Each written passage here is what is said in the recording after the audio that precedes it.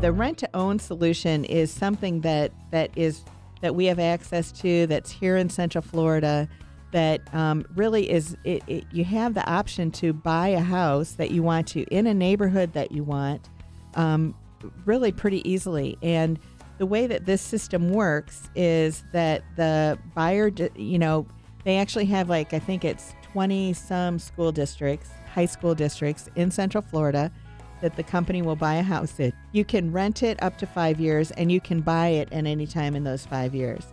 So you pick the house is basically what it is, which is any of the houses that are on the market in that neighborhood between 100 and 500, and then they obviously have to pass the inspections and everything. So you're going to get everything done that way. Anyway, what the buyer does is they go ahead and they apply, and there's only one application fee for the whole family, regardless of how many people are in there, and that's $75. So that's very Anybody reasonable. over the age of 18. And then the other requirement is that they want it that the total household income is $50,000 or greater. And the properties, like I had mentioned, they are market rent.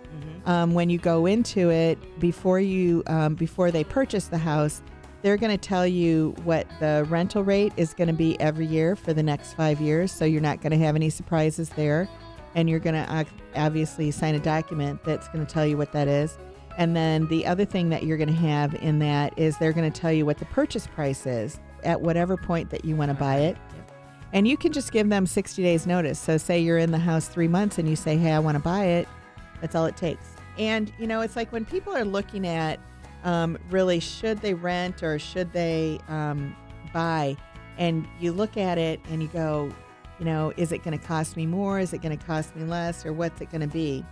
And we just did a little study here that went through and it assumed that the property that you were buying was I did it right at the median price, and I did put 20% down, but we could figure it with less down because we have programs that people are getting into houses with $2,000 or less right now.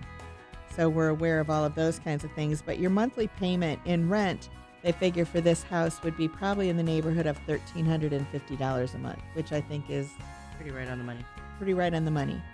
But to purchase that property, your payment would be $1,110, and that includes your mortgage, that includes the property taxes, and that also includes the insurance and association dues and all of that kind of stuff. If you look at it over 5 years, if you rented that property, you would be paying $88,671.95, which I agree sounds depressing when you're Very much so, yeah. when you're paying. Why that. not put that towards a mortgage, right? Exactly.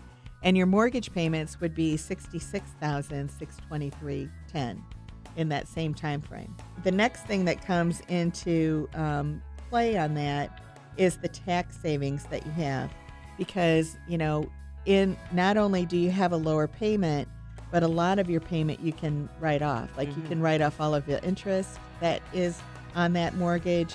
You can write off your property taxes. And so in doing that and the tax deductions that you get there, and we figured it based on a 25% tax rate, which I know everybody's figuring out their taxes, so you know what your tax rate is right now. That would give you an additional tax savings of $10,000. That the house prices actually went up this year in Central Florida 9.02%, but we only figured a 3% increase.